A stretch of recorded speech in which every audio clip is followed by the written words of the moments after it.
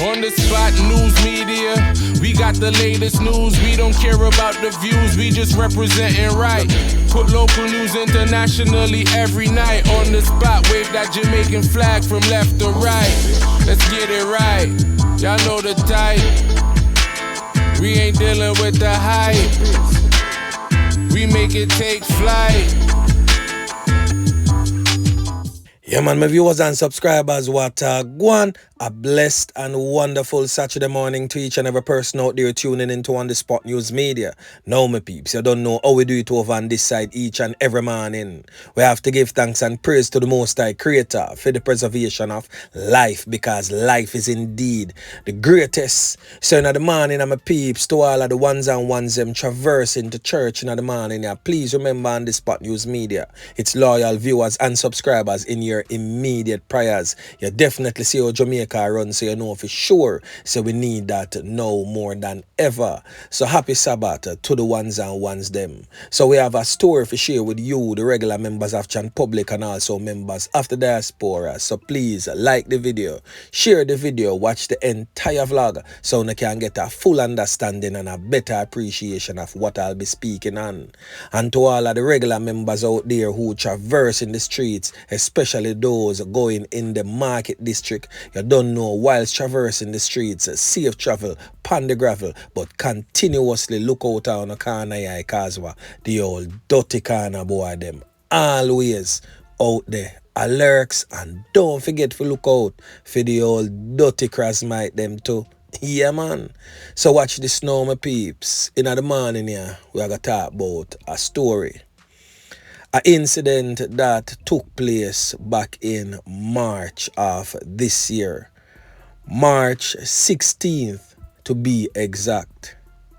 And this story was one that definitely rocked Jamaica as a United States resident who is also a proud citizen of our beautiful island home, Jamaica.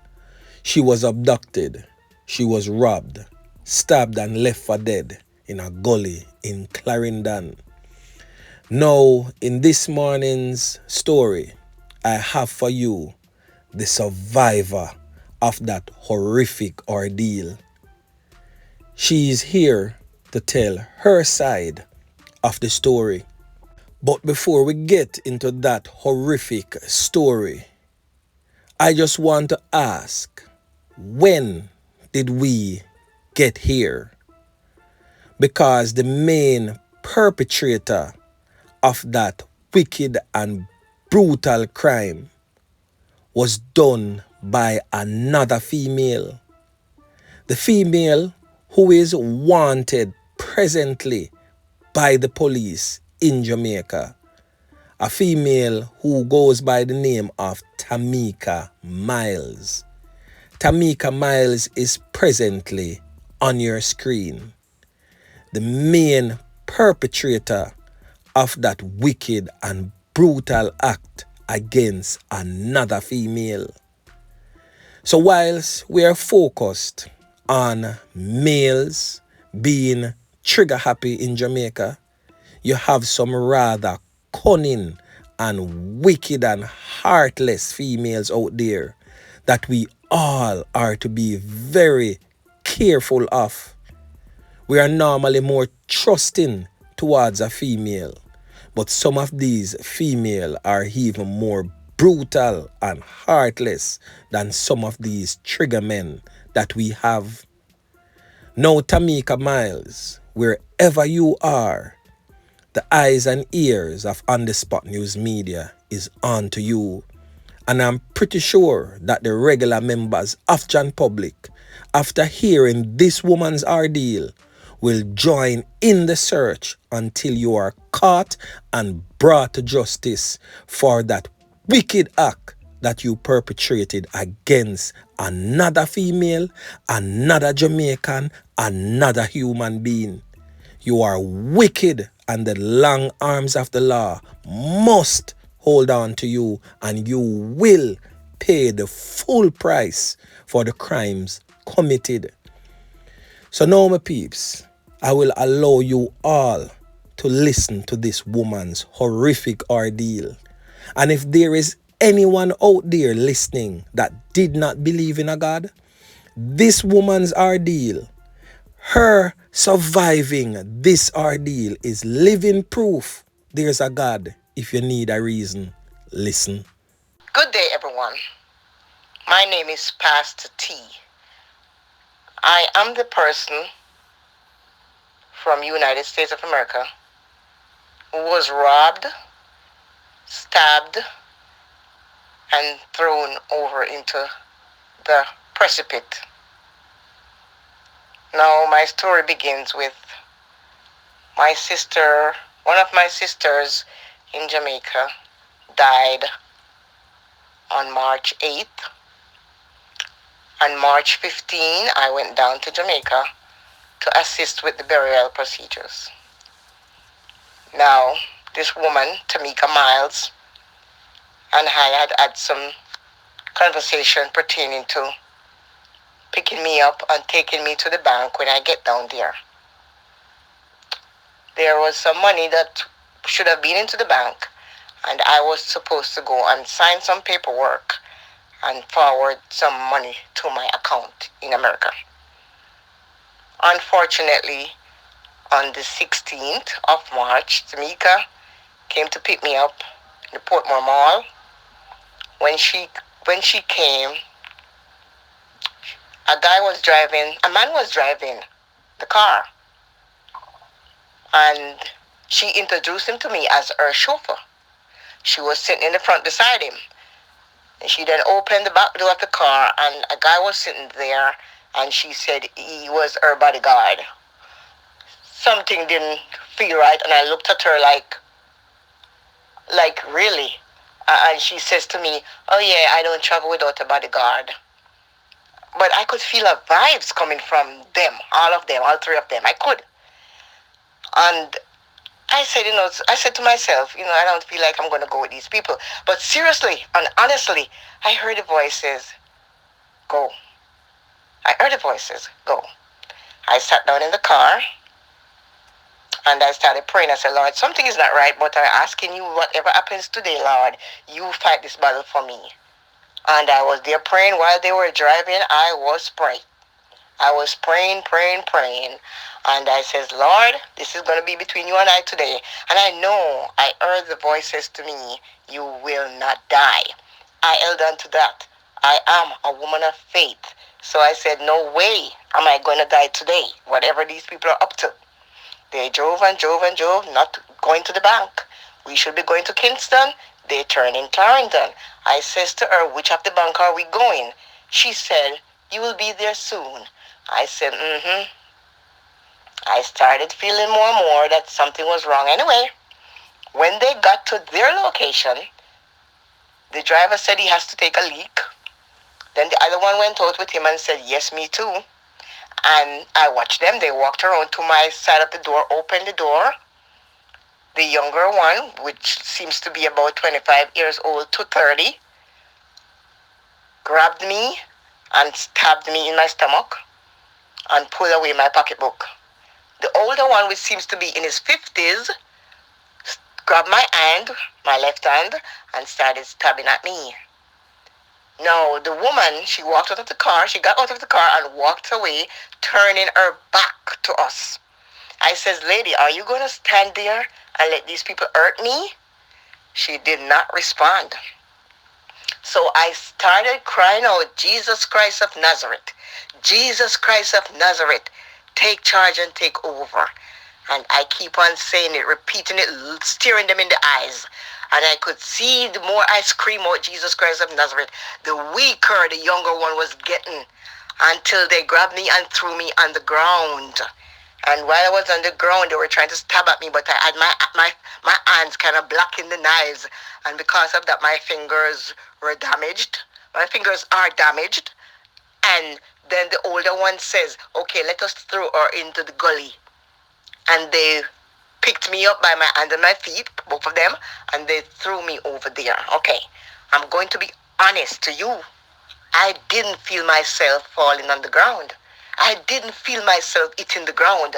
So I knew that they threw me in the hands of angels. I walk with angels. When I cried out, Jesus Christ of Nazareth, he answered me. He sent his angel to protect me. Now, after they thought I was dead or what, they drove away. I said, Lord, please give me strength. Let me climb back up to the top. I started climbing up to the top until I reached as far as I could go. There was a wall, so I couldn't climb over. And I stood there. A piece of pipe iron was there, and I held onto it. And I said, Lord, I need you to send me help now. Send me Paul and Silas. And in no time, within 5 minutes, 2 people was passing. I heard them speaking, and I cried out, help me, somebody, help me. And a man looked over. A lady was there. The man looked over and asked me who I was, and I told him, and he asked me what happened, why I was there. And I said the reason for me being there was because those people robbed me, stabbed me up, and threw me over in the gully. And he said, okay, he's going to call the police, which he did. And also he called down the whole community. So I want to shout out to the community of what is the name of Ginger Ridge in Clarendon. And there was also a lady who was praying for me. She was praying and telling me, lady, you will not die. You will not die. And let me tell you, I held on to those promises. First, the Spirit told me I will not die. And the lady said, you will not die. And I knew within myself that I was not going to die, because purpose does not die. Now, they called the police, and it took them about 45 minutes or maybe less. They got there. They worked together, the police and the citizens. They worked together and pulled me out of the gully, which I so appreciate. And they took me to the hospital, and we had emergency surgery. And I did well, and everyone was shocked that I was still alive. The doctor couldn't believe how I made it, and neither did the police. But you know what I told them? The blood of Jesus runs through my vein. And the eyes of God is on everyone, especially his people. So when you develop a relationship with God, he will come to your rescue. Now, Tamika Miles is a criminal. We thought that she was really a lawyer. She was not. She's a scammer, and I understand that is what she goes around and do to other people. So people, beware. At least what happened to me will prevent them from going after another person the same way. And I am really hoping that she will come forward and speak what happens. She along with her accomplice. But you know, all I can pray for is forgiveness for them. But because God said he is the revenger, he alone will bring them down. And I'm hoping that by people listening to this message, and so many people out there who were blogging stories that I did not give to them. There were so many lies, and I've read them, I've listened to them. So many lies. These bloggers blog too much information that was not so. And I encourage you guys not to do that just to get views, because people need to know the real story. Now,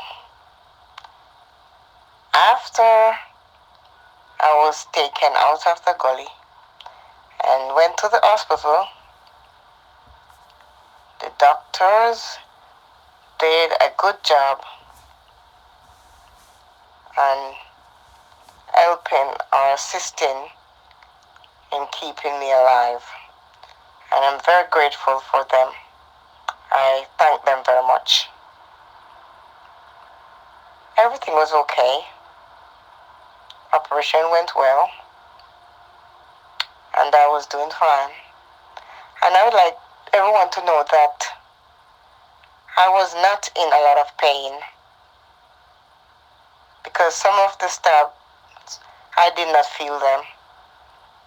And within the 2 weeks that I was there at the hospital, the wounds got better so fast. The doctors were impressed. Now, while I was in the hospital, I lay there on the bed and the Spirit of God was speaking to me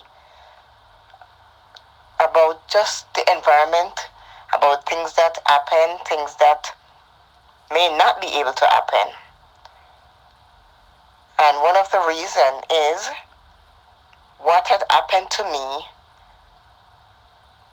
will prevent it from happening to other people.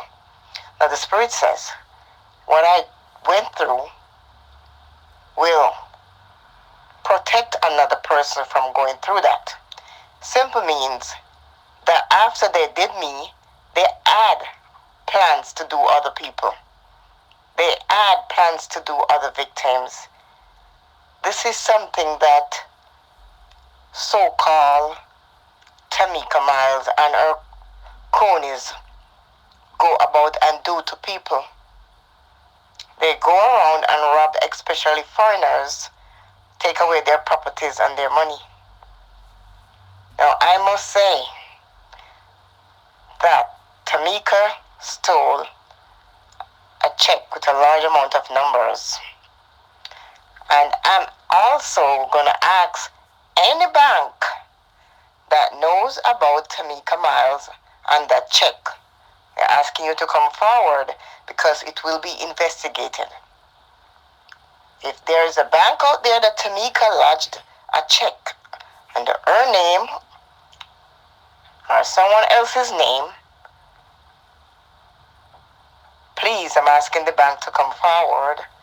Come forward and let us know about it.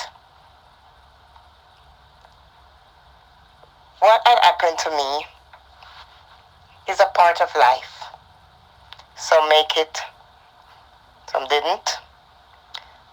But in order to live and do the work of God, we have to go through trials and tribulations.